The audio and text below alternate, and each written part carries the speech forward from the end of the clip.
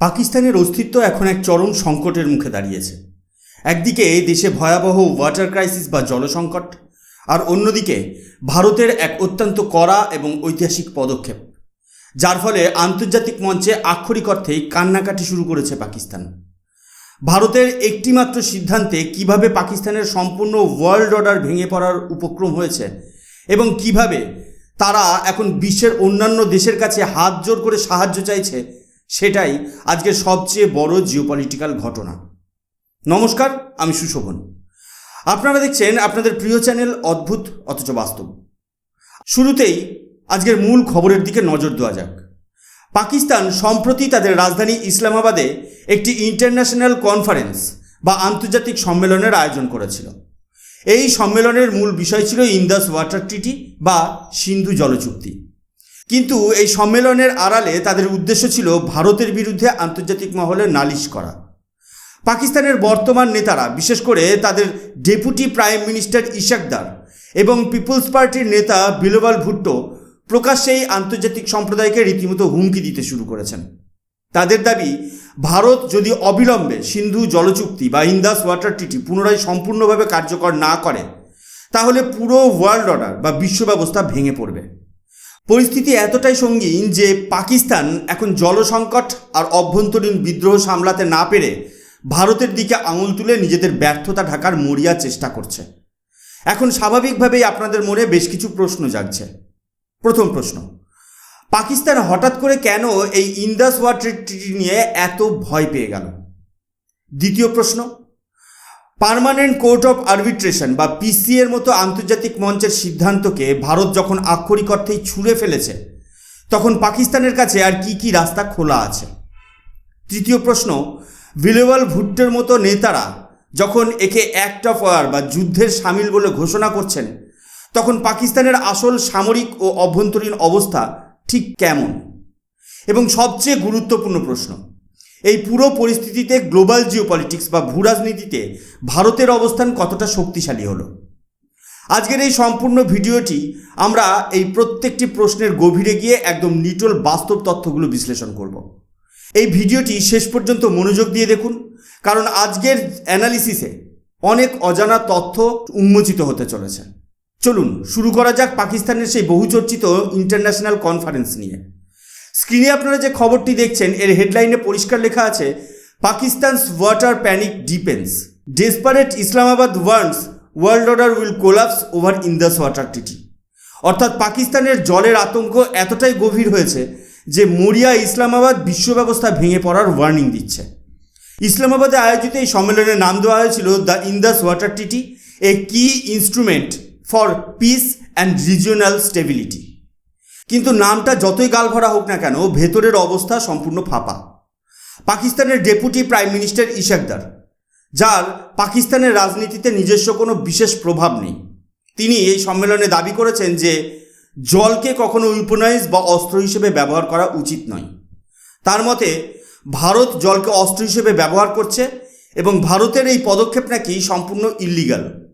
তিনি আরও বলেছেন যে ভারত যদি তাদের কথা না শোনে, তবে পিস অ্যান্ড স্টেবিলিটি বা আঞ্চলিক শান্তি চিরতরে নষ্ট হয়ে যাবে। কিন্তু বাস্তব পরিস্থিতি সম্পূর্ণ আলাদা। যে দেশ দিনের পর দিন স্টেট স্পন্সর্ড টেরোরিজম বা রাষ্ট্রীয় মদতে সন্ত্রাসবাদ চালিয়ে যায়, তারা যখন আন্তর্জাতিক মঞ্চে দাঁড়িয়ে পিস অ্যান্ড স্টেবিলিটির কথা বলে, তখন তা একটি বড় প্রহসন ছাড়া আর কিছুই নয়। এবার সবচেয়ে গুরুত্বপূর্ণ পয়েন্ট, যে কারণে পাকিস্তানের রাতের ঘুম উড়ে গিয়েছে। অনেকেই হয়তো জানেন যে ভারত পাকিস্তানের দিকে যাওয়া জলের প্রবাহ নিয়ন্ত্রণ করছে, কিন্তু আসল খেলাটা কোথায় ঘুরেছে জানেন? আসল জিওপলিটিক্স লুকিয়ে আছে পার্মানেন্ট কোর্ট অফ আরবিট্রেশন বা পিসি এর সিদ্ধান্তে। পাকিস্তান ভেবেছিল তারা আন্তর্জাতিক আদালতের কাছে গিয়ে ভারতের বিরুদ্ধে রায় বের করে আনবে এবং ভারতকে চাপে ফেলবে। পিসিএ বা পার্মানেন্ট কোর্ট অফ আরবিট্রেশন একটি রায়ও দিয়েছিল, কিন্তু ভারত সরকার অত্যন্ত স্পষ্ট ভাষায় এবং কড়া পদক্ষেপে পিসিএর এই সিদ্ধান্তকে সরাসরি প্রত্যাখ্যান করেছে। ভারত বিশ্বকে বুঝিয়ে দিয়েছে যে যখন একটি দ্বিপাক্ষিক চুক্তির প্রশ্ন আসে, তখন তৃতীয় কোনো পক্ষের, এমনকি তা কোনো আন্তর্জাতিক আদালত হলেও, তাদের অবৈধ হস্তক্ষেপ ভারত মেনে নেবে না। ভারত পিসিএ রায়কে আক্ষরিক অর্থেই ছুঁড়ে ফেলেছে। আর ঠিক এই জায়গাতেই পাকিস্তান সবচেয়ে বড় ধাক্কাটা খেয়েছে, কারণ তারা বুঝে গেছে যে ভারত এখন আর কোনো আন্তর্জাতিক চাপের কাছে মাথা নত করবে না। ভারতের এই কড়া পদক্ষেপের পরেই পাকিস্তান বুঝতে পেরেছে যে তাদের হাতে থাকা সবথেকে বড় কার্ডটা ভারত নষ্ট করে দিয়েছে।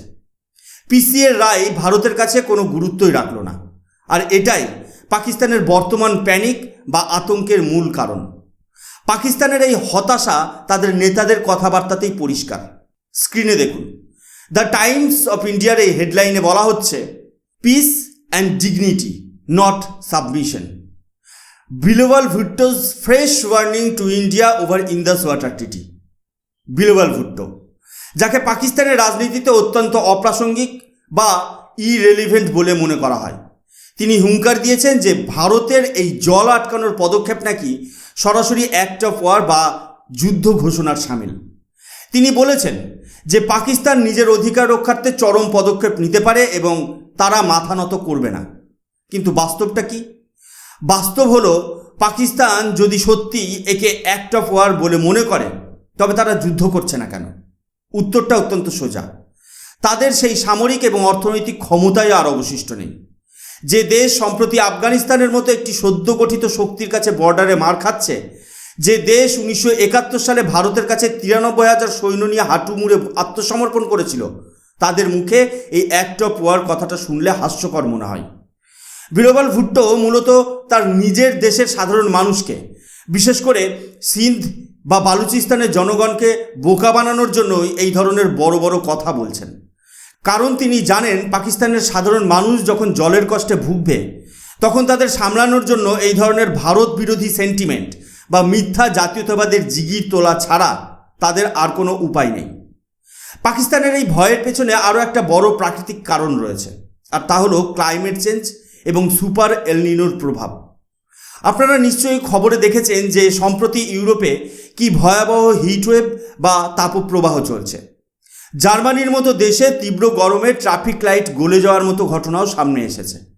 ইউরোপের এই এক্সট্রিম হিটওয়েভ বা চরম আবহাওয়া পরিবর্তনের প্রভাব এবার সরাসরি পাকিস্তানের উপরেও পড়তে চলেছে। পরিবেশবিদদের মতে খুব শীঘ্রই পাকিস্তানের বেশ কিছু শহর, বিশেষ করে করাচির মতো জায়গায় মারাত্মক হিটওয়েভ আছড়ে পড়তে পারে। পরিবর্তিত উইন্ড প্যাটার্ন এবং স্টর্ম প্যাটার্নের কারণে বৃষ্টিপাত কমে গিয়ে এক বিশাল ওয়াটার ক্রাইসিস বা জলসংকট তৈরি হতে চলেছে।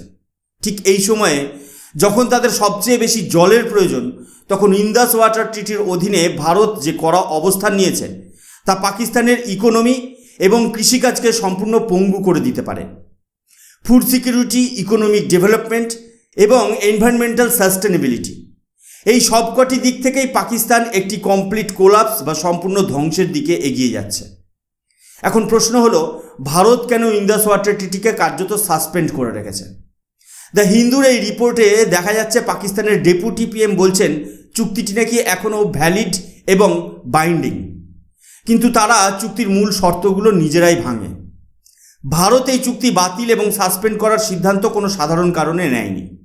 এর মূল কারণ হলো পাকিস্তানের নিরলস স্টেট স্পন্সর্ড টেররিজম।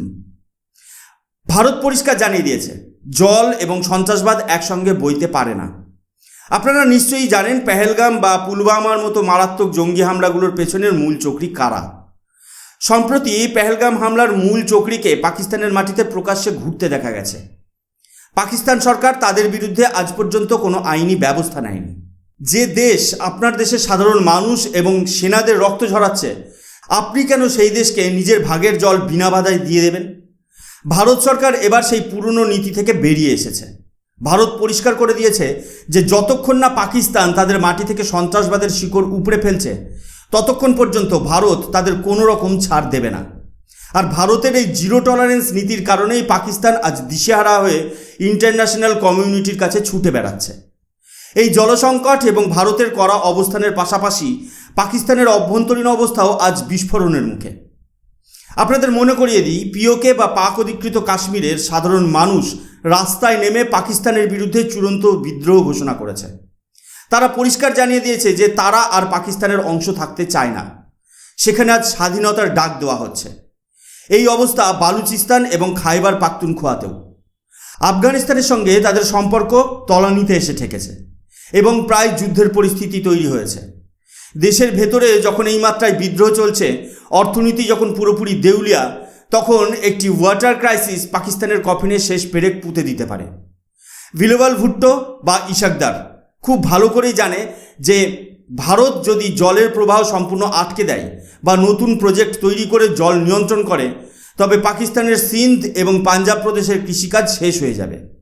আর তখন দেশের জনগণই তাদের নেতাদের ক্ষমতা থেকে টেনে নামাবে। এই সম্পূর্ণ ঘটনাক্রম থেকে আমরা কি বুঝতে পারি? জিওপলিটিক্সে সবসময় মনে রাখবেন, দুর্বলকে কেউ সাহায্য করতে আসে না।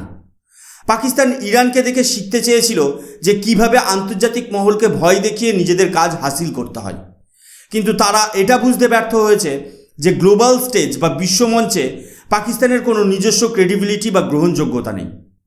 আমেরিকা বা পশ্চিমা দেশগুলো খুব ভালো করেই জানে যে বর্তমানে ভারতের বাজার এবং ভারতের কৌশলগত অবস্থান তাদের কাছে কতটা গুরুত্বপূর্ণ। তাই পাকিস্তান যখন ভারতের বিরুদ্ধে ওয়ার্ল্ড অর্ডার ভেঙে যাওয়ার ভয় দেখায়, তখন বিশ্বের অন্যান্য দেশগুলো বড়জোর মুখে একটু সমবেদনা জানায়, কিন্তু বাস্তবে কেউ ভারতের বিরুদ্ধে গিয়ে পাকিস্তানকে সাহায্য করতে আসবে না। ভারত আজ নিজের ক্ষমতায় এতটাই আত্মবিশ্বাসী যে তারা পিসিএর মতো আন্তর্জাতিক ট্রাইব্যুনালের সিদ্ধান্তকেও জাতীয় স্বার্থে বাতিল করতে সাহস দেখায়। এটাই হলো আজকের নিউ ইন্ডিয়া বা নতুন ভারতের জিওপলিটিক্যাল শক্তি। আজকের এই বিশ্লেষণ থেকে একটা বিষয় জলের মতো পরিষ্কার: পাকিস্তান নিজেদের কর্মফলেই আজ এই দুর্দশার শিকার। সন্ত্রাসবাদকে প্রশ্রয় দিয়ে তারা ভেবেছিল ভারতকে দুর্বল করবে, কিন্তু আজ সেই কৌশল তাদের জন্যই বুমেরাং হয়ে দাঁড়িয়েছে। ভারত সরকার যে শক্ত হাতে এই পরিস্থিতির মোকাবেলা করছে, তা দেশের ভবিষ্যৎ এবং নিরাপত্তার জন্য অত্যন্ত ইতিবাচক একটি দিক। আপনাদের কি মনে হয়, ভারতের কি উচিত পাকিস্তানের এই কান্নাকাটিতে কান দেওয়া, নাকি সন্ত্রাসবাদ সম্পূর্ণ নির্মূল না হওয়া পর্যন্ত জলের এই কড়া নীতি বজায় রাখা উচিত? কমেন্ট বক্সে আপনাদের মতামত অবশ্যই জানাবেন। ভিডিওটি ভালো লাগলে লাইক করুন এবং শেয়ার করুন, এবং জিওপলিটিক্সের এমন বাস্তবসম্মত গভীর বিশ্লেষণ নিয়মিত পেতে অদ্ভুত অথচ বাস্তব চ্যানেলটিকে সাবস্ক্রাইব করতে ভুলবেন না। আমি সুশোভন আজকের মতো এখানেই বিদায় নিচ্ছি। দেখা হবে পরের ভিডিওতে নতুন কোনো আন্তর্জাতিক বিষয়ের বিশ্লেষণ নিয়ে। ভালো থাকবেন, সুরক্ষিত থাকবেন। জয় হিন্দ, বন্দে মাতরম, ভারত মাতা কি জয়।